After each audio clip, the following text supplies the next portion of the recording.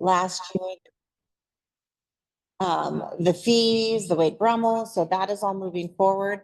I know that in the February Parks and Recreation Commission meeting that there was lots of discussion around the fees and ultimately they were passed and put forward and will go to council on the 29th for approval. So we'll cross our fingers that nothing crazy happens there and that we just kind of continue pushing forward. So I wanted to just make sure you guys knew where we were at on that process. But really the next step is how are we going to allocate the fields?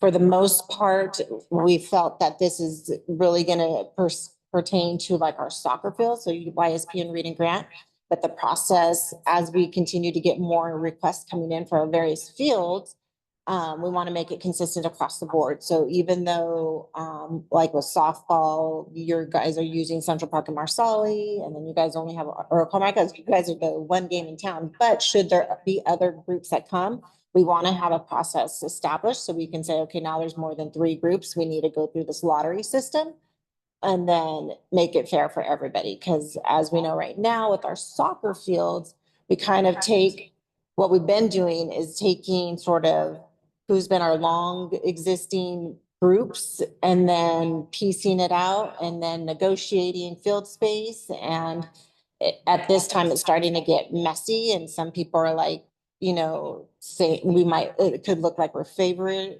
there you go. Some groups over others. So we just want to make it very clear as to what the process will be. So that's really what that is. And then ultimately we can get through that today. We can actually come up with a date where we meet as the soccer groups and we want to do a trial run with this for our summer permits. So that would include June, July, and August. And see if this process worked, if everybody felt like it seemed fair. And then we'll move forward with it with our fall things. One of the things I wanted to know, and can you change it from that to the like cheat sheet one? We had talked about during the Wade Brummal process, the different permitting schedule. It's on the second page of the cheat sheet. This one, that one. Yep.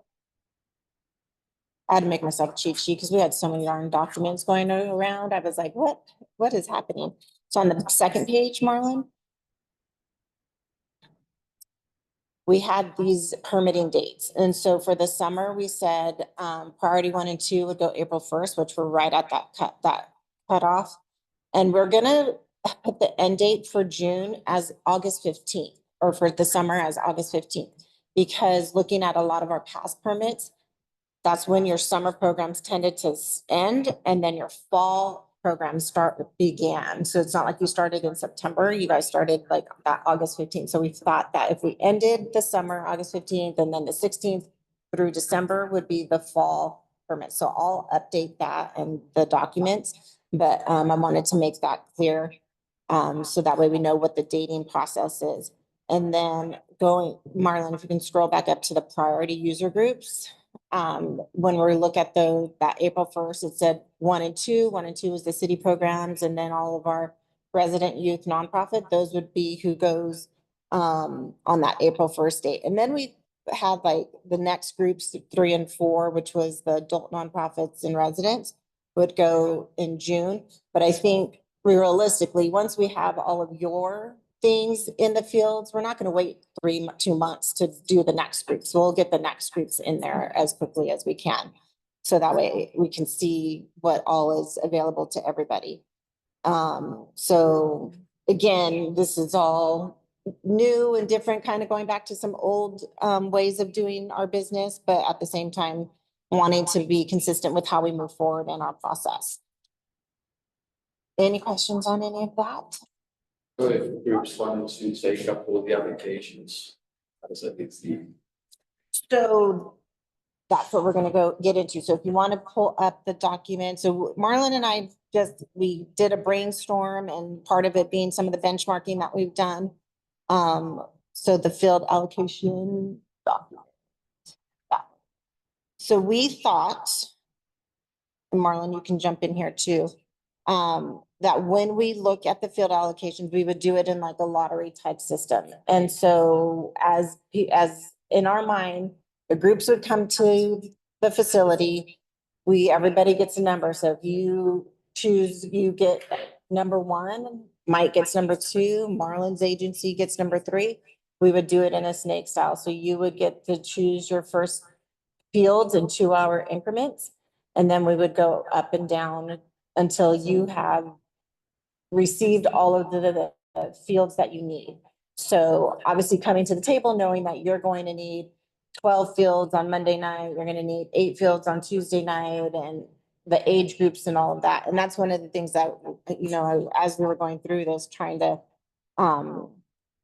figure out how we make, because I know what's going to be a challenge is like, for example, Fitzpatrick, he's here, you know, multiple days back to back.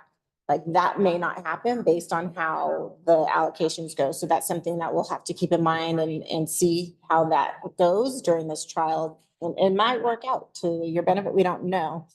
The other thing is all of the fields will be in like the half field. So just all the 9B and 9. So 1A and 1B will be their own. You wouldn't reserve that as just field 1. And then field 4 would be its own. And then taking into consideration the age groups that are on there, you know, if we have a bunch of littles, you can fit a lot more littles on a 9B and 9 versus having your older kids at the same time as a younger group, because they might be going, you know, over each other. So we want to talk through what might be our maximum amount of teams practicing on a field at a time. But that's not something that we necessarily designate to you guys, because you guys have always done a good job of going, you know, I've got 4 teams coming in at 6:30 and they're going to be, you know, at the different corners. But, you know, Parks wants us to be conscientious of wear and tear on the field and not plop 6 teams in all at 7:30 on a certain night. So I'll just kind of read through some of these ideas. And then if you have questions, we can talk through it. And then if you have other ideas or things that you've experienced, you know, let us know. This is totally open. Nothing's been set in stone. It's kind of just where our mind went when we were looking and talking about the fields. And this conversation is practices only. So Monday through Friday at both YSP and here at Read and Grant. The whole game schedule, we'll have to tackle that in another, because there's a lot with Arbiter and then our other groups that don't use Arbiter. So we're kind of managing, putting that on those schedules. And that gets tricky as well. So we thought fields 1 through 4 would be available for reservations and practices. Like I mentioned, field 1 would be split and reserved by field 1A and field 1B. All user groups at the time of the lottery must be present and to be able to participate in the distribution of fields. Upon arrival, each representative would be given a ticket and write their name on or organization on this ticket, and staff will draw numbers, and that's how the order in which you would pick. We talked about distributing the numbers in a snake order. So I'd go first, Marlon would go next, Mike go next, and then Mike will get the 4th choice, then Marlon would be 5th, and then I would be 6th, and we just go through the cycle like that. This field space will be distributed into 2-hour blocks per day per field. So this allows that 8:30 to 10 is only a 1.5-hour block. I made note, is it possible for us to start? I know we could start at 4 p.m. Would your coaches, I know some of these coaches and kids are here looking at the window, like, so it would then make it even. There would be 3 2-hour blocks, so 4 to 6. A 6 to 8, and then an 8 to 10. Would that be preferable? I'm looking at Dimitri because I know it's your kids and people that are here. I think that'd work, because we would, like for us, the 4:30 to 6:30 and then 6:30 to 8:30 would fit our needs for the most. We don't like going past 8:30. Right. Because we have younger children. Right. We don't have, 17, 18. Right.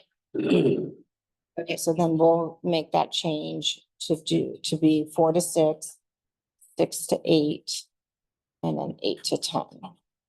Things, is there a need? Next question. Do you need that for the 4 trading time slot? Continues. I experienced that people are getting Seems like a facility service, Okay. One main part that we want to talk about as well as this goes for Carmichael and also Central Park is definitely please reserve only what you guys need. That's what we're gonna be running into. Main part about it is we have been tracking cancellations. We haven't been saying what we're doing as far as we haven't been charging as a courtesy, but there are times where there are reservations on the board and we have empty fields. So please just do your best to reserve only what you guys need. It'll just be important when, again, when we come to the lottery portion of the day, that you really have an idea of, well, I'm gonna have 40 teams, I'm gonna need X amount of space. And then, being able to make sure that we have the space to fulfill that need in between this space and, youth soccer park.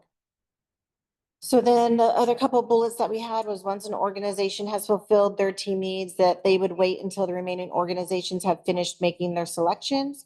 Once all fields have been distributed, organizations may negotiate field spaces that may work for their schedule. So for example, like when I said Fitzpatrick is back to back, maybe he got a Monday at 4 o'clock and then a Monday at 7 o'clock, and he wants that in between. Maybe you can work with Mike and say, hey, can we swap days?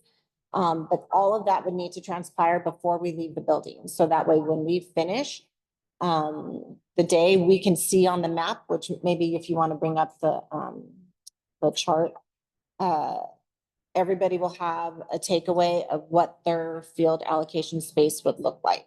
So this is kind of what we do right now. I am not camera ready. This, just to be on the day you do the draft, essentially. You bring all the groups Yes. in, but still the ones still in the order of the Priority. priority. Yes. Yeah, so that first day would just be, like, our city programs would already be on there, so it really would just be the nonprofits that would be in there on that day one. So no one else other than the nonprofits would be. Well, that's a good question. Do we want to bring the groups? Should be by the group, right? By group. Should be by group. That's why I was asking. Yeah, Yeah. so according to our chart, it would just be the nonprofits, and then that next month, per se, would be the next groups that would come in. So if there's 2 or 3 groups that are all nonprofit, meet the same criteria, they technically are all in there because of that, but Right. then it's a lottery amongst those ones that are there because they all have the same priority. Correct. Yes, That's what And this applies to Central Park as well, correct? correct. Oh, we're noticing this year, because like I'm definitely on our scheduler, like we don't want to reserve days we're not using. But we're running into, and thankfully we're not fighting. But he's scheduling days because we know we're gonna have rainouts. And so if we hadn't reserved some of those days, we wouldn't have anywhere to play when we were doing those makeup games. that's fine. Yeah, and so that's why he'll reserve these days that might. Those extras. We don't know until later that we're not gonna use. And then another thing we'll run into is when we're playing maybe an interlock game. Those people will cancel the night before and then we can't play a game. So then the field's empty, but we're not within that like criteria to cancel in time. Right. So then a field stays empty. And so we're like, we would use it for practice if we could, but we're not allowed to do that. So then it does sit. So we've been trying to figure out, like, even like school districts, city, how do we manage that? Because if we Right. don't reserve those ahead of time, they won't be open. Available, right? If you just let us know, like the day before, like when they notify you, we usually mark that off. School district wants us to give them, I think it's like 2 weeks notice. Right. And that would obviously be our typical, but we also know, we don't know 2 weeks out if it's gonna pour rain the night before or the team is gonna pull out, but I think we've always been pretty flexible in that, is if we get notification that, hey, our team backed out, then we can make those arrangements. It's when it's just a straight no-show and parks lets us know that that's where we would then begin It's a to. consistent implement that. pattern of, Right, they do it all the time. right. It just was, it kept getting brought up that we're, like at city council, we're using, and we're not trying to. Right, I think there was some misunderstanding from their part. When that was being, because I was at home listening to that going, that's not true, because communication was happening to us. We were being nice and not charging. And the council was saying, well, why aren't we charging? Don't we have a cancellation fee? But it really, that's not what was happening. So, Even if we did cancel like the next, that's can't really reserve it for somebody else, so you. Right. In it, like you're not making the revenue elsewhere, but we don't know how to get around that. well, let's think about that and figure out, take that into consideration and see if we can come up with an, solution. Cause that, yeah, you're right, that makes sense. The Yes, city's already reserved some spots. right, so those are our existing, like our drop-in program, our ZOG adult soccer, and then any of our existing city, like Skyhawks classes or anything. So when you would see this would, the city things would already be on there. And the rest would be all the open space, open to negotiation or open to your reservations.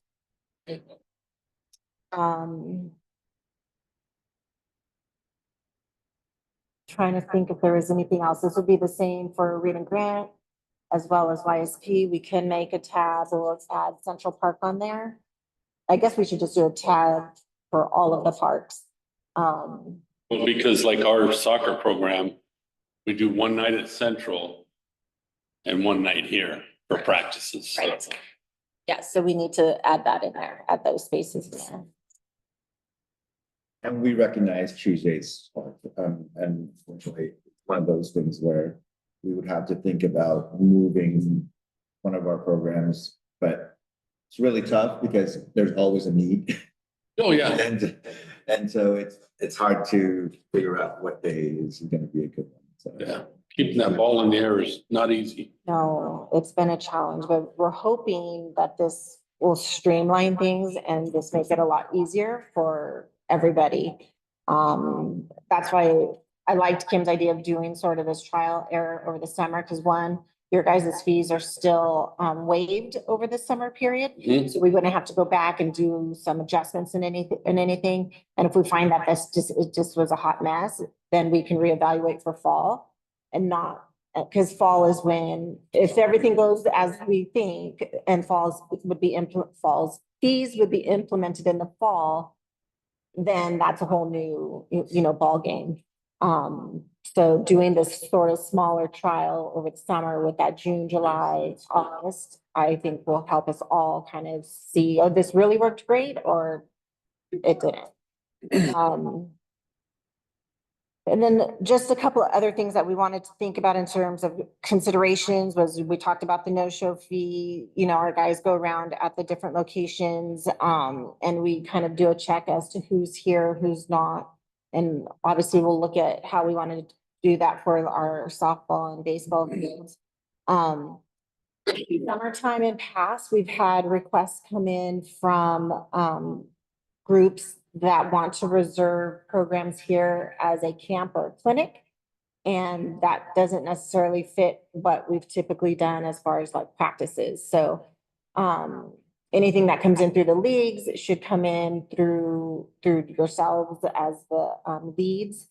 And then making sure that it is, because they said it was a practice, but you can tell that it was like a camp or a clinic and, a coach may approach us and ask for space. And we always say, go back to, Dimitri or go back to whomever to talk about that. So just making that clear and making sure that the coaches understand that. Especially because a lot of times the camps, clinics, both for, I think for both sports, their fee, I mean, they're. Exactly. Right, they're paying, the kids are.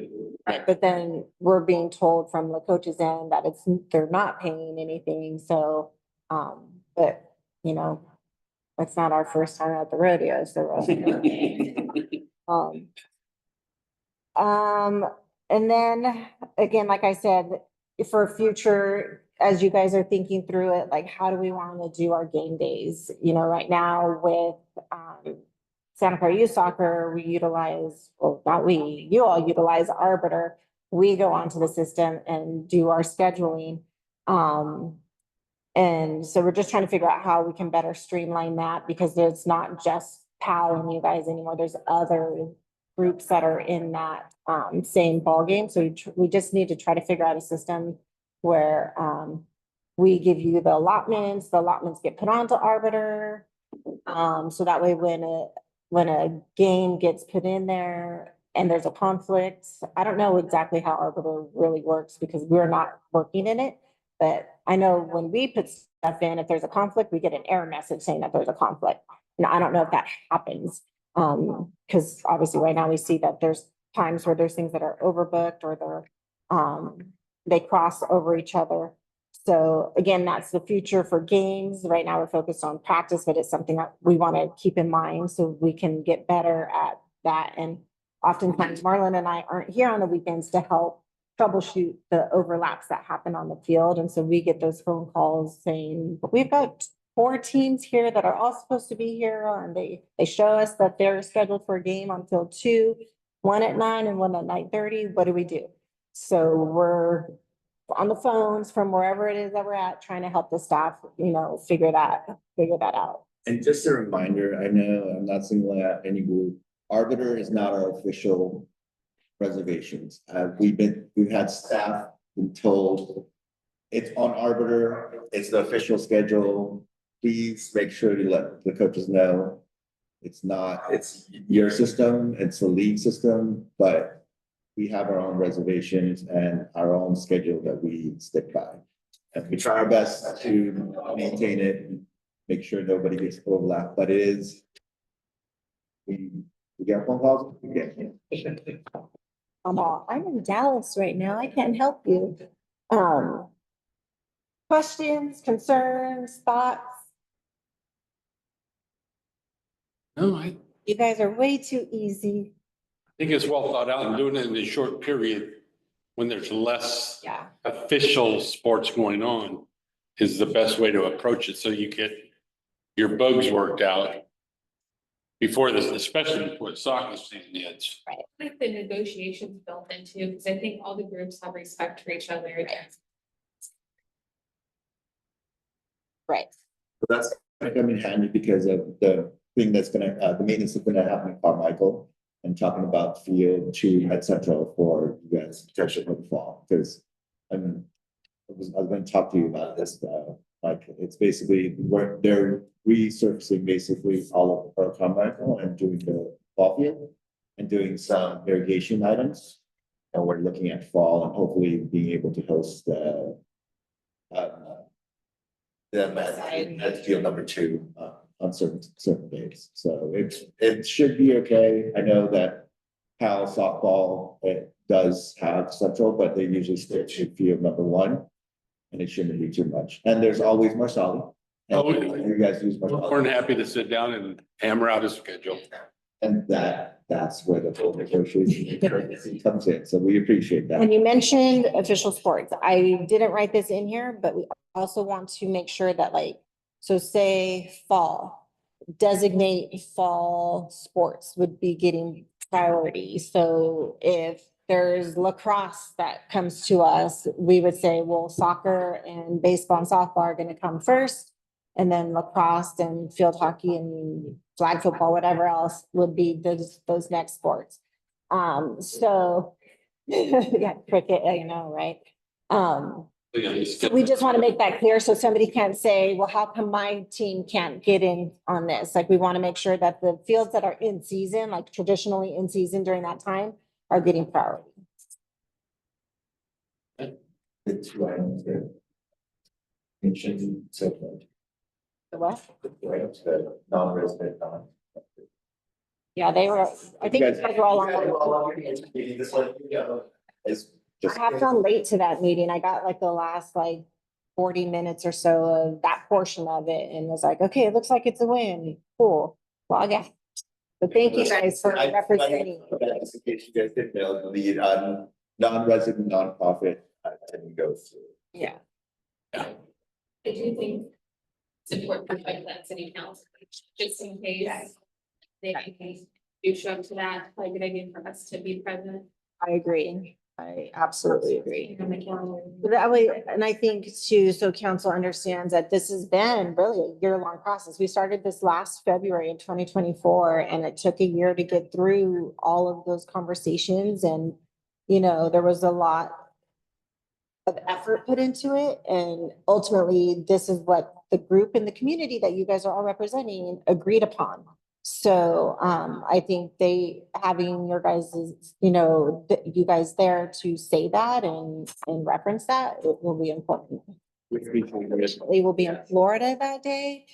So I will be relying on Aldo, and I think we have some ISC things going to council too. So Aldo, who's my swim coordinator, and then Marlon hopefully will send me some highlights of the meeting, because One thing I was thinking about that might be helpful, that we've run into in the past is kind of the enforcement of like who's got the permit. You know, we run into groups and like, so we find ourselves, you know, not so much like Carmichael, but some on the other fields of like having to be the ones to kick the other group off. Even if we don't have a game, because we have a prior agreement, like, let's say, like, you know, that we can only use the field at a certain time, but because they're playing the same sport, or if it's a different sport, like it gets represented as our organization, right? And so we have to be the bad guy to come in and say, hey, get off the field. So one thing that would be helpful is like a number to call, like for like, I don't know if it's like cities, like who would be that person, whether it's like CSO or like, I understand that they budgeted for some patrol park control has been reinstated, so let me. Like, it's not an emergency thing, so like, who would be the, like, if you're a park employee or who's got the authority to kick someone off if like we're still having that issue, right? And then maybe once the draft is done, have it somewhere where we can access it to look at the calendar, right? To be able to pull it up and be like, hey, listen, like we have the fields to stay, like it says it right here, you know? Well, that's where the permit would come in handy. Okay. So when we said. You will issue have like- a permit, and you'd be able to show, show the person, hey, we have the permit, you pull up the dates and time, everything is usually on a PDF. If you guys prefer to do like a monthly thing, so it's easier to go through it, I know I go through a big block of permits, but to be able to send your coaches the PDF of the permit, showing the official permit to anybody and being able to show, hey, we have it for this date and time. You guys need to. But I was saying like, maybe even if like we're driving by the field and we notice somebody on there, like, don't know if they're supposed to be on there. I don't think they have a permit, like, who do we report that to, you know, like, you know, if we can. And, or even if we could look it up, like we see the calendar, like, oh, no, they're not supposed, like, no one has it or whatever, like. I've seen that where I've been at a field and there's just sort of a calendar, like a monthly calendar that has like who's supposed to be there and when and the times and stuff. That would take a little more effort. I do know, I have ideas going through my head, so let me think about that, but I think that would be helpful. But parks every week gets a monthly calendar of who's supposed to be there or not. In past, when we were fully staffed, parks was a lot better at approaching teams that were people who were just out on I the get field. it. And they just don't have the ability to do that. Yeah, after 3 o'clock, 4 o'clock, nobody's out there. I can think in one group in particular that, you know, when they do hop on these fields, I mean, and they're damaging the fields, you know, they create a ton of When work. my office was at the community center, I would get those calls and I would go out there and talk to them. But being out here doesn't help me at Central Park or at other locations. But you can always call, if it's during business hours, the front desk at the community center or the parks department. Usually the front desk, they'll call one of us. And we've gone out to tennis courts. We've gone out to, because I have those too. We've gone out and talked to people and let them know that they need to have a permit. And they always give us the, oh, we talked to Marlon, or, oh, we talked to Angelique, really? Because I'm Angelique and I don't remember talking to you. So, Would it be helpful to have a printed copy of The permit at the location, or a printed copy for a coach. So say you're saying calendar, maybe having a printed copy at one of the snack shacks and be able to pull it out when you need to show the persons. That, or even like let's say it's like a Google. Google Doc. Meet, like a Google Doc, kind of like you have there, like that's viewable only, that we can. It's access. Like, that's posted on like the city's website or something. It's, Yeah. the thing with the systems that we have, and I'm sorry, I'm gonna take a limitation. We end up printing out something, sometimes that one day we'll have multiple presentation and it doesn't really fit in that one calendar. Oh, I see. So, I mean, we could definitely talk about it. I mean, but one of the things that we did with another organization was, like I said, having the PDF copy of the permit on their phones and sending it out to the coaches. And then two, yes, the calendar would be nice and having it, but also having a hard copy of it at the location. And if a coach or one of you guys needed to pull it out and be able to show it, you'd be able to show it, a hard copy of that. And it would make it easier for them to say, hey, we do have the permit for that day. But that would be one of the recommendations, but we can definitely discuss it. We can look at our different options. We can definitely look at it, what we can do with our system, because we haven't explored probably 80% of it, so we can definitely look into it. Yeah, no, I know it's a challenge, obviously, like it's a, people. It's rough because you want to preserve the fields. You guys, I know, want to take care of the field. Especially once it's already prepped and ready and dragged, and then all of a sudden we put a no field close sign, but you see people just hopping on there. It is very difficult for everybody, and I understand that. And Especially when they think we're doing it. Like, Yeah. "Oh, you guys were out there and it wasn't us. Right. They had bats or whatever, but it wasn't us. Yeah. Silly. Yeah. What's helpful too, if you do find yourselves in those positions and you take a photo of the group that's out there, we've been known to track down some folks and send emails and let them know and kind of just do that warning. yeah, we've gotten to the point where we contact organizations because folks from other cities skirt into non-reservable fields just for practice and things like that. And we contacted the organizations directly, so. Take a picture. Take a send it to picture, us. send it to us. Send it to us. If you want to contact, send it to us, take a picture. Everybody's usually in uniform and you could always zoom in and look at who that organization is and. We've gotten quite good at zoom in and. Practice locations of flag football teams been showing Yeah. up. That's a problem with in Central Park too. And the hard part is they keep on saying we have a permit, we don't. And I know which one you're talking about. We've had. Do you know how many user group are there for following like the allocation? I'm just trying to figure out how Based on- many we'll get. like- Based on our current reservations for our youth groups, it would be 4, but moving forward in the fall, I'm not sure where AYSO will stand if they're gonna continue with, they will no longer qualify as the nonprofit. So that would drop it to 3. But Which are those 3? what was that? Which are 3? Just, is it okay to us or no? You guys? For soccer, Yeah. it would be your group, PAL and Santa Clara Youth Soccer. And then within Santa Clara Youth Soccer, there's, the recreation, the competitive, and then they have an adult group as well. But we've always managed to host all of those practices, so. And unless a new group comes in, which I just got a call this morning from somebody, Jesse something or other about soccer, ages 6 to, I was gonna forward it to you. They're knocking at the door all the time. We're getting queries all the time and. Yeah, it's a very good facility, so I'm not surprised. For our field, so it is one of those situations where we want to make sure that Santa Clara nonprofit groups get it. Which is why we spent all that money on this stuff, so that way we can let people know these are the qualifiers, go through this process, and then we can talk. But until then, you can't just come in and request whatever, and we'll be like, sure, okay. They would have to, if a new group came in, they would then have to wait till that next permitting cycle. So then if they got qualified, bring all their documents, then they would come to the table at that time. Or get whatever's left over if they needed it right then. Great, It was easy. thank you. I think this was a fast meeting. I I appreciate the positivity, but. Yes. And if you have other thoughts or you're driving away, because I know I go home and I'm driving, I'm like, oh, I should have thought about this, or, you have an idea, just shoot it to us and we'll incorporate it. Marlon and I will talk about, some of the things that you brought up, and then we'll try to make this look a little more official, so that way, and then, oh, actually, let's talk about a date, since you guys are all here. And we're supposed to have done this April 1st, and what's today? We're not too bad, it's the 3rd.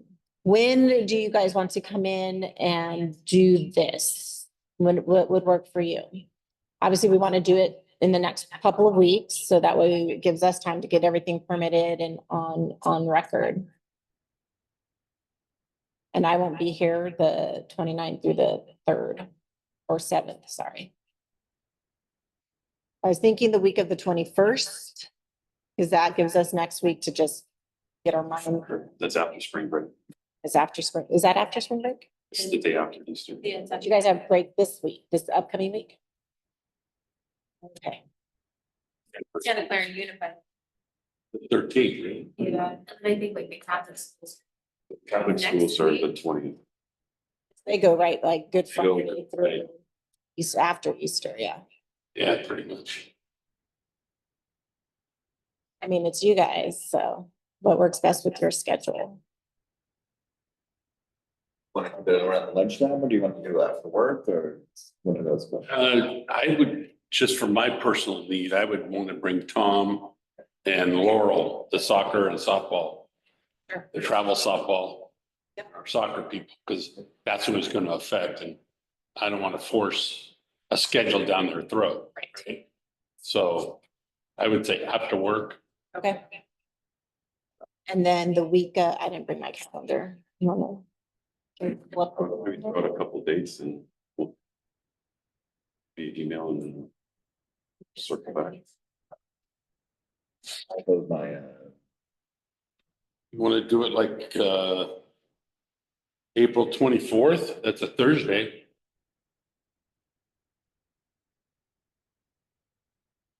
I'm just throwing a date out there. Start to get.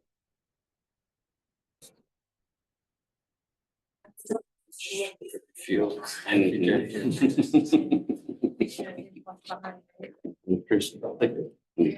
Mhm. So.